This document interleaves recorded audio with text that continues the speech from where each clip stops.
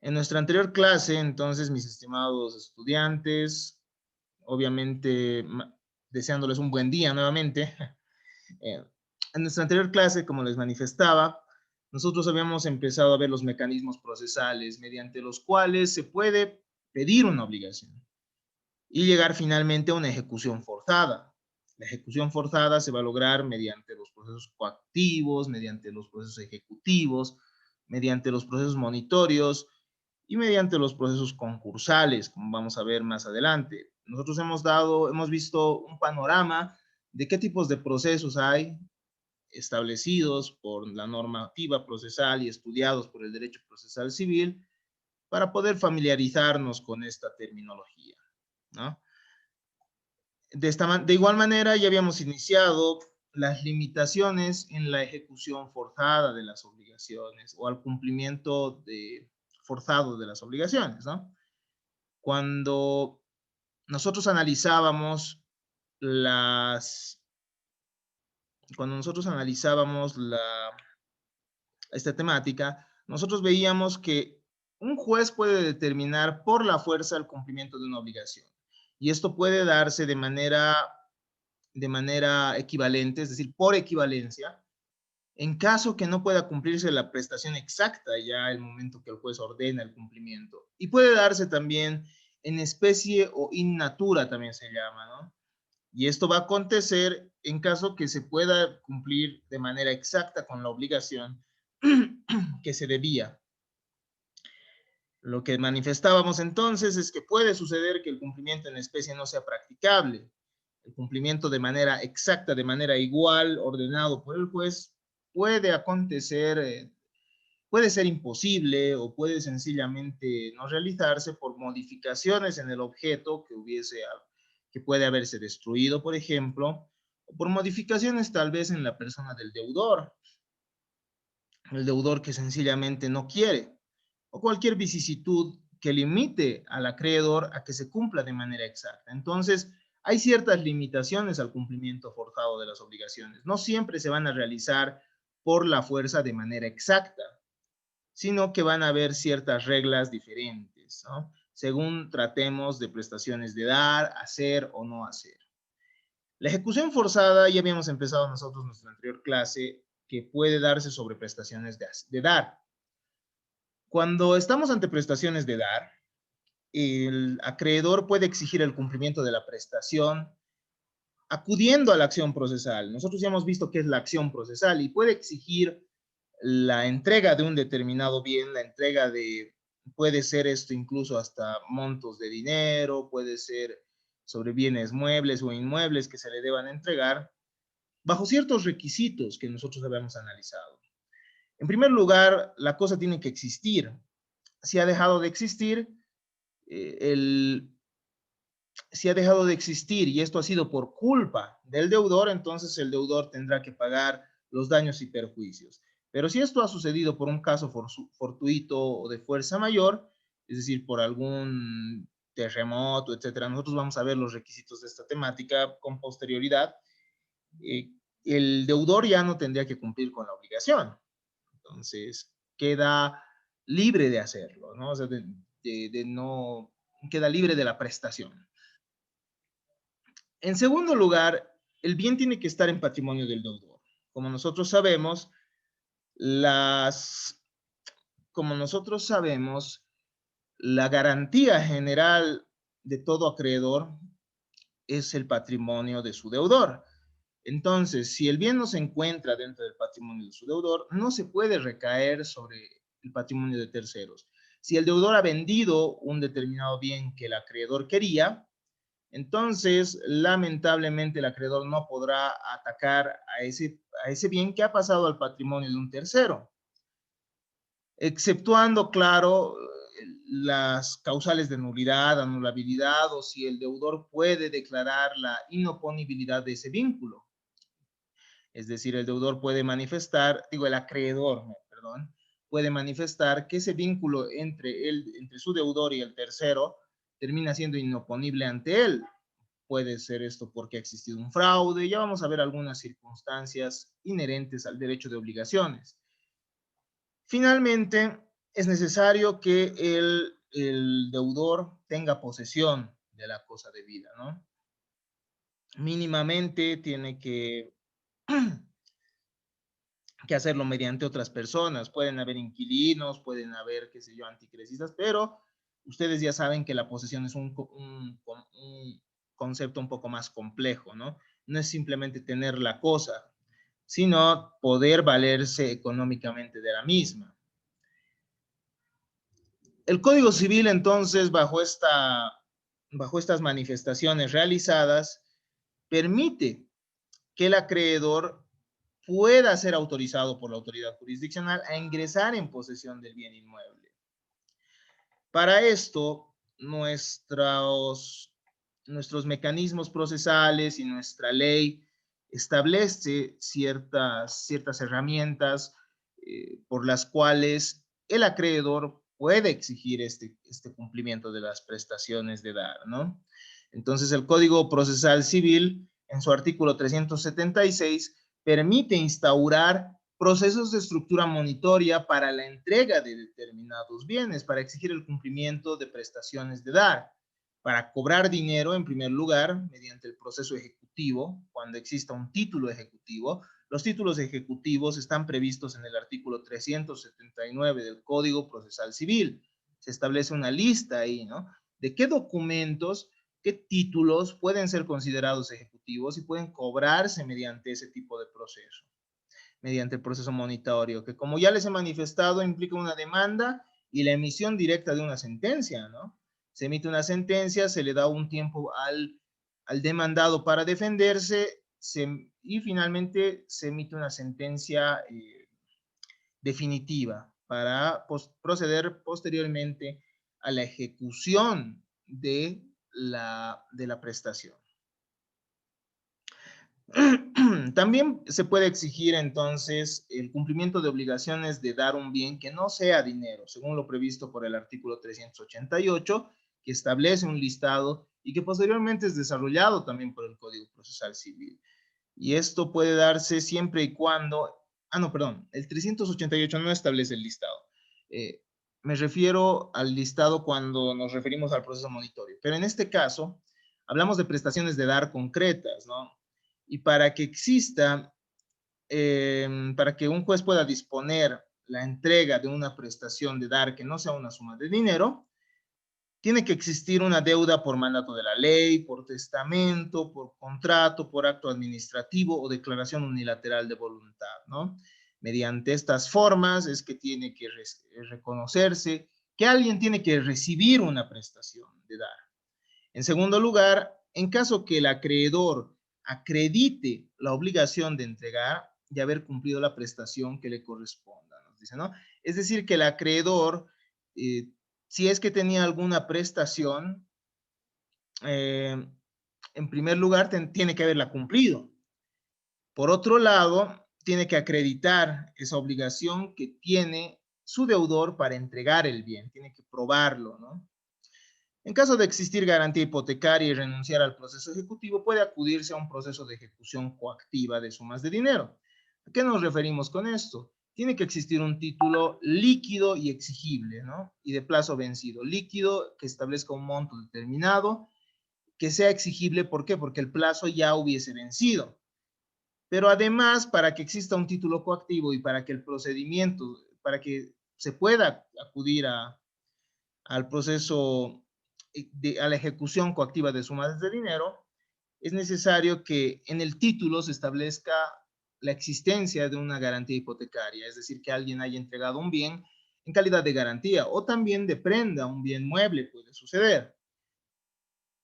Finalmente es necesario que el deudor en ese título establezca su renuncia al proceso ejecutivo. El proceso ejecutivo, como ustedes saben, tiene un procedimiento un poco más largo, ¿no? Es decir, un conjunto de pasos un poco más largos. Y la ejecución coactiva de sumas de dinero, cuando existe esta garantía hipotecaria y cuando se ha renunciado al proceso ejecutivo, lo que va a implicar es un procedimiento mucho más corto, ¿no? Y eso ustedes pueden revisarlo en el Código Procesal Civil, ya curioseando un poco, ¿no? curioseando. A ver. De igual manera se puede exigir el cumplimiento de la obligación mediante proceso ordinario. Nosotros ya hemos visto esto, ¿no? El proceso ordinario que permite las más amplias facultades a las partes para poner en conocimiento del juez de las circunstancias que han llevado al problema. En caso de no cumplirse con los requisitos para acudir al proceso monitorio, se acude al proceso ordinario. Ustedes saben que el proceso ordinario procede procede en aquellos casos que no exista un procedimiento especial establecido por la ley. Cuando no hay un procedimiento especial, entonces se acude a este proceso ordinario y, bueno, tendrá una posibilidad de debate más amplia. Ejemplo, cuando tiene que probarse la existencia misma de la obligación. Cuando tiene que probarse la existencia misma de la obligación, se acudirá también a un proceso ordinario, ¿no? Y así varias posibilidades más. Ante la emisión de una sentencia que ordene el cumplimiento de la obligación, ya se procede a la ejecución forzada, ¿no? Es decir, mediante los mecanismos procesales logramos una decisión y finalmente se procede a la ejecución propiamente dicha, es decir, a que el juez ordene que los bienes sean vendidos o que los bienes se entreguen al acreedor para cumplir con la prestación, ¿no? Y para lograr aquella ejecución forzada, para lograr el cumplimiento de la obligación, el juez tiene mecanismos de coacción, ¿no? Es decir, mecanismos por los cuales va a hacer uso de la fuerza pública. Y esto lo va a hacer mediante mecanismos como el mandamiento de desapoderamiento. El juez puede determinar que por la fuerza pública se proceda a hacer ingresar al acreedor, en el caso del derecho de obligaciones, al bien que se tenía que entregar. En segundo lugar, se puede proceder a la ejecución por el valor del bien más los daños y perjuicios. ¿Qué significa esto? Que cuando no se puede entregar el bien,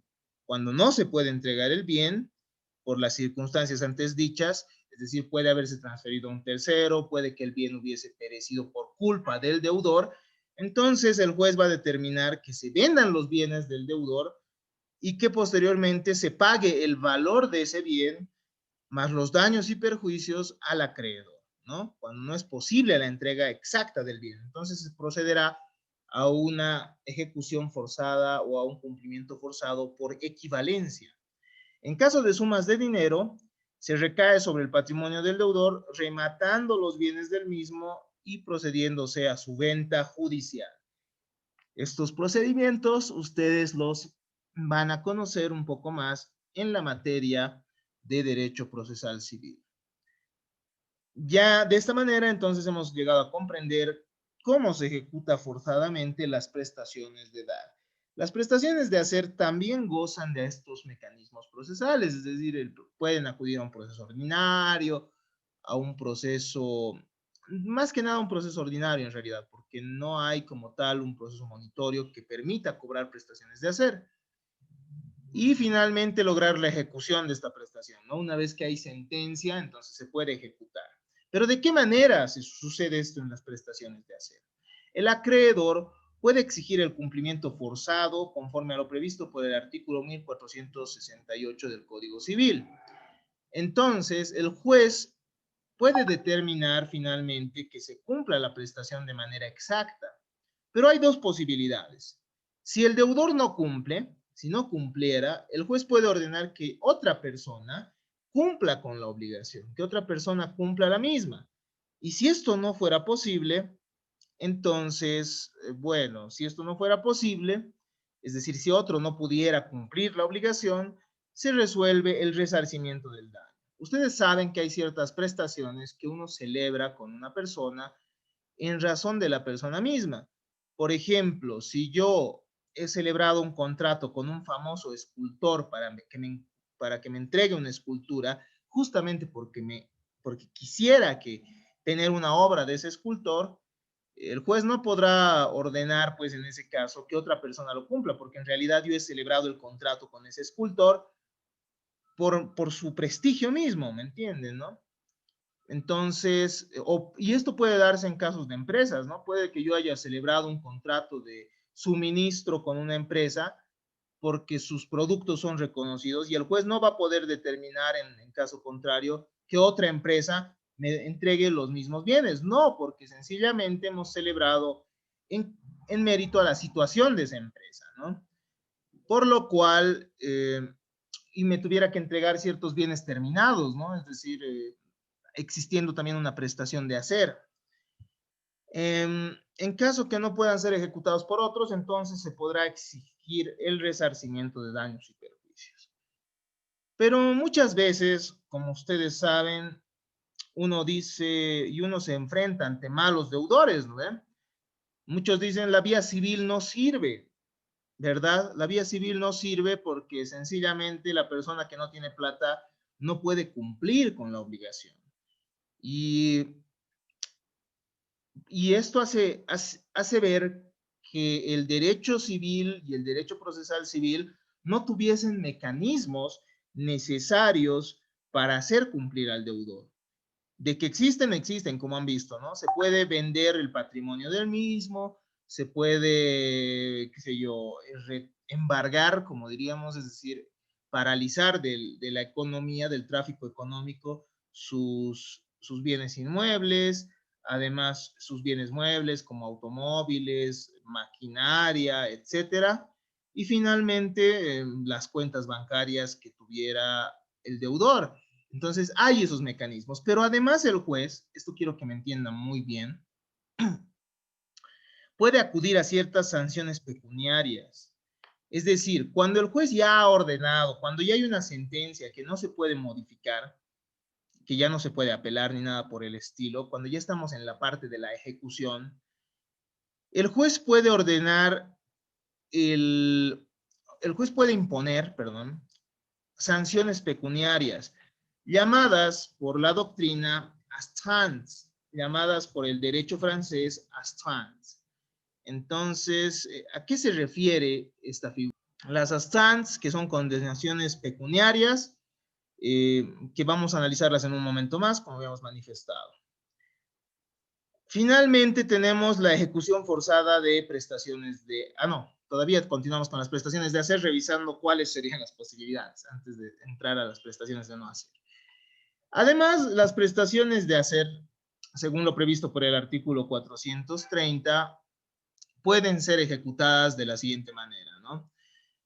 El ejecutado va a tener un plazo para cumplir la prestación. El juez le va a decir, bueno, tú tenías una prestación de hacer, tenías que tocar con tu conjunto musical en determinado lugar, en determinada hora, entonces se te conmina que lo hagas dentro de 3 días. Se le va a dar un plazo, ¿no?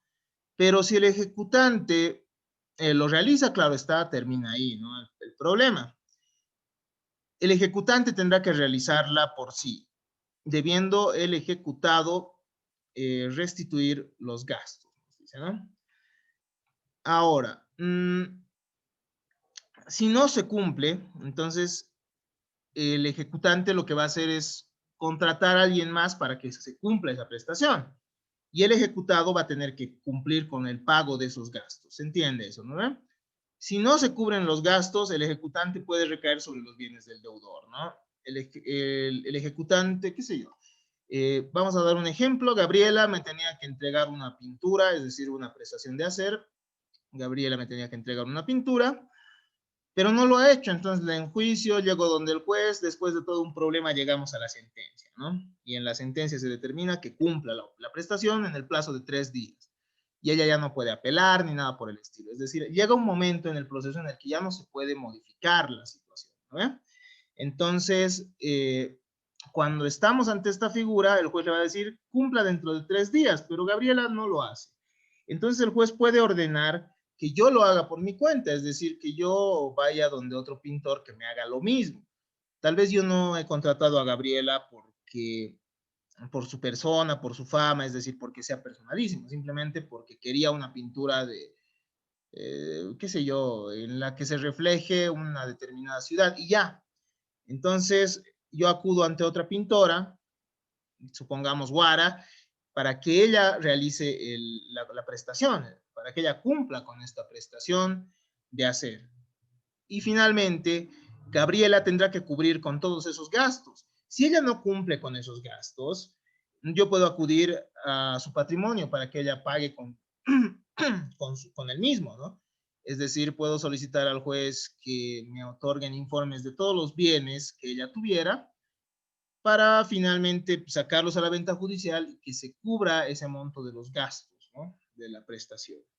El acreedor también puede pedir los daños y perjuicios en vez de la prestación debida. Es decir, si se ha incumplido la prestación de hacer, se puede pedir directamente el pago de los daños y perjuicios, ¿no? Sin necesidad de pedir el cumplimiento de la obligación. En caso que la obligación no pueda cumplirse por un tercero, se puede exigir el cumplimiento en especie conminando al ejecutado a cumplir, ¿no? Puede suceder el ejemplo que hayamos manifestado en el mismo ejemplo que hemos manifestado, que Gabriela en realidad es una famosa pintora y yo quería una pintura cualquiera de ella, una pintura cualquiera solo porque es famosa, ¿no? Y por su prestigio. Entonces, ya nadie más va a poder cumplir con esa prestación, por lo que se le puede obligar por parte del juez a que ella cumpla. Pero si no cumple, si no, pese a darle un plazo, etcétera, no se cumple, ella tendrá que pagar los daños y perjuicios. Cuando se trata de prestaciones de dar, esto es importante, esta última parte debería estar en prestaciones de dar, ¿no? El juez puede otorgar la escritura de transferencia, nos dice el mismo artículo 430 del Código Procesal Civil, pero esto es para prestaciones de dar, ¿no? Debería estar en nuestra diapositiva anterior. ¿A qué nos referimos? Que cuando se tiene que transferir un bien, ustedes saben que se tiene que suscribir un determinado contrato, ¿no? Y muchas veces la parte ejecutada, la parte a quien se obliga a cumplir la obligación, no lo hace, es decir, no va a firmar el contrato. Entonces el juez puede firmar en vez de esa persona. Eso es algo importante, ¿no? Se le puede pedir al juez que ya que la parte no quiere cumplir con la firma del documento de transferencia, lo haga él mismo. Finalmente, y ahora sí, vamos revisando las prestaciones de no hacer. ¿Cómo es que una autoridad jurisdiccional puede exigir el cumplimiento de las mismas? ¿Cómo puede hacer que se cumplan las prestaciones? Perdón, no exigir, sino cómo puede hacer que se cumplan las prestaciones de no hacer. Como ustedes saben, las prestaciones de no hacer tienen una naturaleza similar a las de hacer. Simplemente estamos ante una abstención, ante ciertas actitudes negativas por parte del deudor. El deudor no debería hacer algo, ¿no? Es decir, se compromete a no hacer algo. La prestación es de la misma índole que la de hacer, pero de manera negativa. El artículo 1469 de nuestro Código Civil nos dice que si se viola una de estas obligaciones, el acreedor lo que puede pedir es que se haga cesar la violación en primer lugar. Es decir, cuando uno se ha comprometido a no pasar por determinado lugar, por ejemplo, por determinado lugar de mi propiedad, entonces se le diga, basta, el juez diga, basta, ya no pases por ahí. O también se puede solicitar que se destruya lo hecho a costa del obligado. Esto en caso, por ejemplo, de referirnos a ciertas construcciones, ¿no? Uno se ha podido comprometer a no construir en determinados lugares y si ha construido, entonces se le puede solicitar al juez que se destruyan esas obras. Por otro lado, el artículo 431 de nuestro Código Procesal Civil también establece reglas similares, ¿no? Nos dice que se tiene que reponer las cosas al estado en que se hallaban antes que el deudor hubiese incumplido la prestación. En segundo lugar, se puede pedir el pago de daños y perjuicios si es que correspondiere, ¿no? Es decir, aquella construcción pudiera haber generado cierto daño emergente, es decir, ciertas erogaciones de dinero, cierto menoscabo patrimonial y también un lucro cesante. Puede ser que esa actitud hubiese determinado que una persona deje de percibir ciertos montos de dinero, ¿no ve? Por ejemplo, ¿qué sucede si yo alquilo un determinado lugar y Guara se había comprometido a no construir en ese lugar? Posteriormente me doy cuenta que ella construyó y yo alquilaba ese lugar, entonces mis inquilinos sencillamente se van. Es decir, he dejado de percibir montos de dinero, ese es un lucro cesante, ¿no?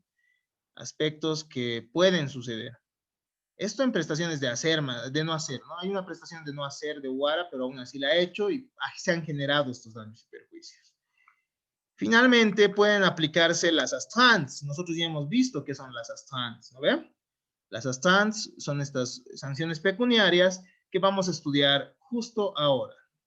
Las astrans también son llamadas por el derecho alemán como Geldstrafe o Contempt of Court en el derecho anglosajón. ¿A qué se refieren las astrans?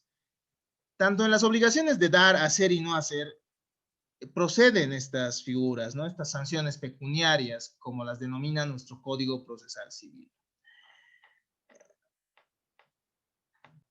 Las astrans son, según las diferentes definiciones, lo siguiente, ¿no? Podemos definirlas de la siguiente manera. Llambias, el autor argentino, nos dirá, son imposiciones judiciales, ¿no? Es la imposición judicial de una condena pecuniaria que afecta al deudor mientras no cumpla lo debido y que por ello es susceptible de aumentar indefinidamente. Esto es muy interesante y esto les va a servir en el ejercicio de su profesión. En caso que ustedes tengan que exigir el cumplimiento de una obligación y estemos ante un deudor que sencillamente es un mal pagador, ¿no? Vamos a ver por qué y vamos a ver de qué manera opera. Inestrosa nos va a decir que son medios de coerción, cuando no de coacción, sobre el deudor para llevarlo al cumplimiento de la prestación, es decir, a realizar él mismo la actividad, así sea tardía y no espontáneamente, ¿no? Entonces, mediante estos, se presiona al deudor a que cumpla, mediante estas sanciones pecuniarias, pero recordemos, esto sucede después de la emisión de la sentencia, es decir, esto no es una pena como tal, es decir, no es que hemos pasado todo un proceso para que se determine que alguien tiene que pagar una multa, no, son multas que emergen simplemente al final de la ejecución, ya vamos a ver en un momento más a qué nos referimos. Entonces, lo que buscan es vencer la resistencia del deudor. Y como les manifestaba, ¿no? Tiene una naturaleza jurídica diferente. No es una pena civil, eso es lo que quiero que entiendan, ya que alcanza al que persiste en su actitud de incumplir. Es decir, no se le está diciendo, ya que tú has sido un mal, ya que no has cumplido tu obligación, te vamos a sancionar. No. Se está diciendo, ya que tú no estás cumpliendo con lo que ha decidido la autoridad jurisdiccional, te vamos nosotros a establecer estas sanciones pecuniarias. Entonces, no es una pena civil como tal, es decir, no ha habido todo un proceso para determinar esa pena, sino que estamos ante la figura ya manifestada, ¿no? Estamos ante un deudor que después de que ya existe una decisión judicial, no cumple. Entonces, como no cumple, para presionarlo, la idea es de las astrans es que es presionar al deudor para que cumpla. Esa es la finalidad principal. Es decir, no es darle una pena, es presionarlo a que cumpla.